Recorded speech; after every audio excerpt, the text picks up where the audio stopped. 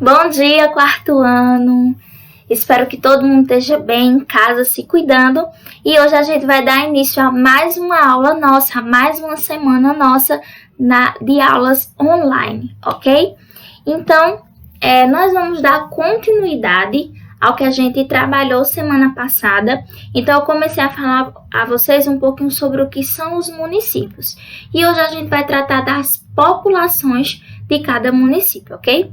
Então, no Brasil, nós temos um órgão que é chamado de Instituto Brasileiro de Geografia e Estatística, que é o IBGE, e esse instituto ele é responsável por catalogar, por estudar e receber as informações e os números de população de determinado local, que seja ele um município, um país, uma região e assim sucessivamente, tá?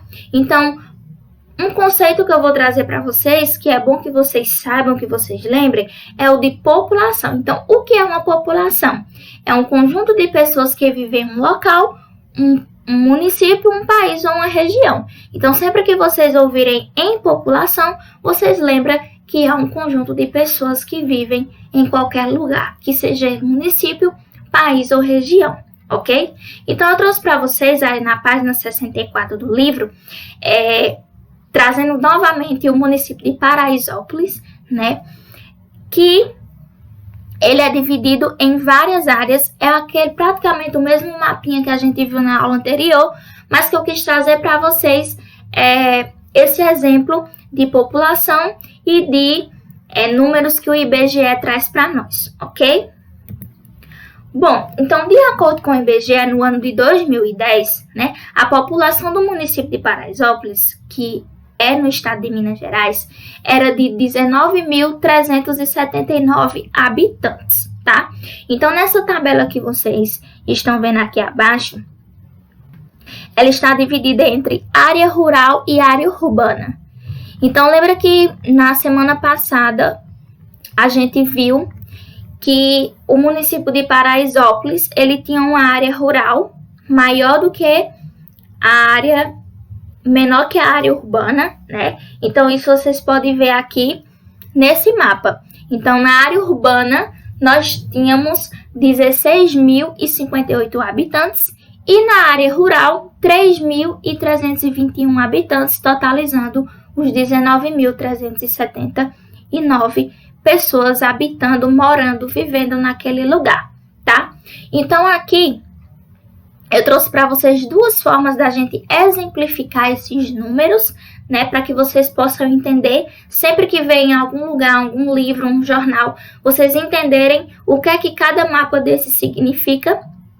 Então, os dois vêm informando as mesmas coisas, porém esse aqui vem mostrando mais em números, em palavras, e esse vem apenas mostrando uma tabelazinha, né, da quantidade de área urbana e rural, qual é a maior e qual é a menor. Então, já dá para você saber direitinho aí em que área vive mais habitantes no município de Paraisópolis, tá? Bom, hoje a gente vai ver um pouquinho do que eu estava trabalhando lá no quinto ano, que vocês também vão trabalhar, só que um pouquinho menos acelerado do que lá, que é a questão das migrações, tá? Então, o livro traz um exemplo muito fácil de compreender, e aí vem na página 66 dizendo o seguinte: você conhece pessoas que vieram de outro município? Acompanhe a história de Leila e Fernando. Leila e Fernando são irmãos e nasceram em municípios diferentes. Ou seja, Fernando nasceu numa cidade e Leila nasceu em outra. Leila nasceu no município de Torres, no estado do Rio Grande do Sul, quando os pais moravam lá. Então, os pais de Leila e Fernando inicialmente moravam no município de Torres, no estado de Rio Grande do Sul, e lá ele nasceu quando os seus pais ainda habitavam lá. Com o tempo, a mãe deles, né, a mãe de Leila, ela foi morar, recebeu uma proposta de emprego e se mudou para outro estado, que foi São Luís, que fica no Maranhão, tá? Então, bem distante do lugar onde eles moravam. E quando eles chegaram lá, nasceu o segundo filho, que foi Fernando, que é irmão de Leila. Então, vocês podem perceber que um nasceu no Rio Grande do Sul e o outro nasceu em São Luís. Então, essas movimentações de mudança de estado para um outro, de cidade para outra, chama movimentos migratórios ou migração. Então, migração significa dizer que você saiu de um lugar e foi para o outro, que seja outro país, que seja outro estado ou que seja outra cidade. Migração é o fato de você sair do seu local de origem e ir para outro, que foi o que aconteceu com a família de Leila e Fernando, que eles moravam em Rio Grande do Sul e por uma proposta de emprego melhor que a mãe dela recebeu, eles foram morar em São Luís, ok? Bom, a gente também vai ver as questões de gestão do município.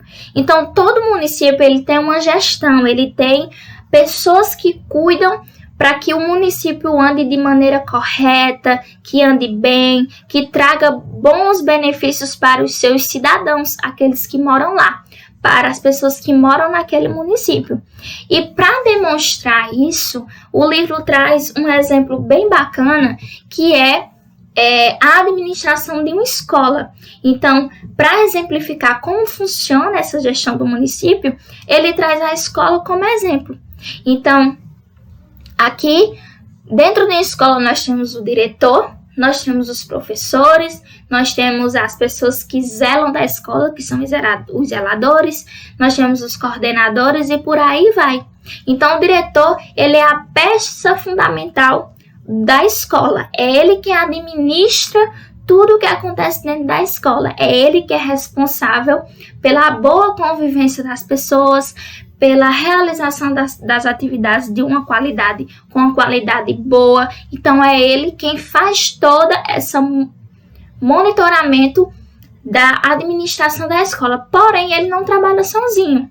Para que esse funcionamento aconteça da melhor maneira possível, ele tem a ajuda dos seus coordenadores e do secretário, tá? Então, são eles que ajudam o diretor a fazer todo esse monitoramento, além de o porteiro da escola, os professores que auxiliam nesse processo de administração e os alunos também, tanto os alunos quanto os pais que colaboram também em toda essa gestão, essa administração.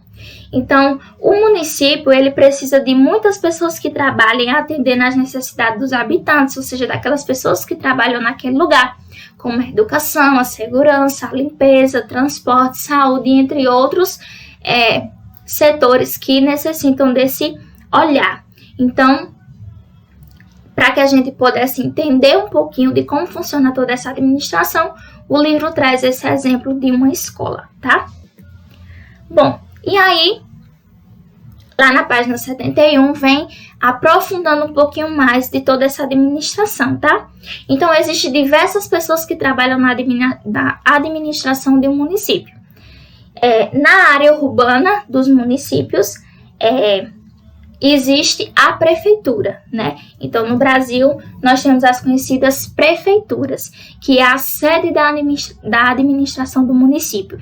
É lá que se concentra a maioria das pessoas que trabalham para o bom funcionamento daquele município, daquela cidade. Então, na prefeitura trabalha o prefeito ou a prefeita, então é ela que administra o município. Não é como se o prefeito ele fosse o diretor da escola. Tá? Então, no Brasil, os prefeitos eles são escolhidos pelos habitantes, pelas pessoas que moram naquele lugar, e as eleições elas acontecem de 4 em 4 anos. Então, a gente sabe que de 4 em 4 anos a gestão do município ela é renovada ou permanecida dependendo do voto dos habitantes. O ano de 2020 é o ano que essa eleição acontece. Porém, com toda essa pandemia, a gente ainda não tem tanta certeza se permanecerá. Mas 2020 é o ano que já passou esses 4 anos de administração do prefeito do município e vai ocorrer uma nova eleição para que os candidatos possam apresentar suas propostas e os habitantes daquele lugar vai analisar e escolher a melhor pessoa para administrar esse município e trazer as melhores condições para aquele lugar, tá? Então, não somente o prefeito, como na escola, né? Não somente o prefeito administra o município, ele não trabalha sozinho, né? Existem várias outras pessoas que possa acontecer o bom funcionamento desse lugar, desse município. E esses serviços que são prestados para a população são chamados de serviços públicos, como construção de moradias, como construção de praças, de lojas. Então, esses serviços que o habitante ele vai usufruir, que ele vai utilizar, são chamados de serviços públicos, ok? Então, além do prefeito, nós também temos os vereadores e as vereadoras. Então, essas pessoas elas são responsáveis por criar leis e buscar organizar a vida do município. Então, além do prefeito, além das pessoas que ajudam o prefeito, né, na saúde, na educação, nos serviços públicos, nós também temos esses vereadores que eles são responsáveis por criar leis para também ajudar no bom funcionamento do município, tá?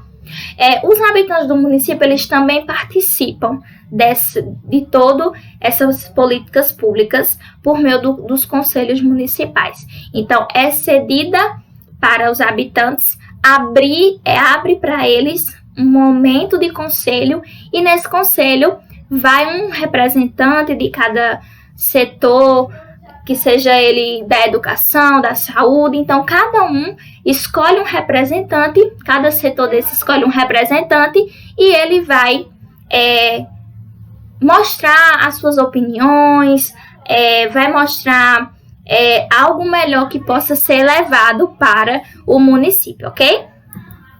Bom, então, para a atividade de casa, né, eu trouxe para vocês as páginas 65 a 71. Vocês podem achar que são muitas, mas não são. Tem alguns textos para vocês lerem, para poder responder as perguntas. E para que vocês ampliem um pouco mais o conhecimento, eu trouxe para vocês esse videozinho que está nesse link. Vocês podem clicar e automaticamente vai abrir lá no YouTube, né? Mostrando um pouquinho de como funciona esses serviços públicos, essas políticas públicas, ok? Então, beijo para vocês e até a próxima aula.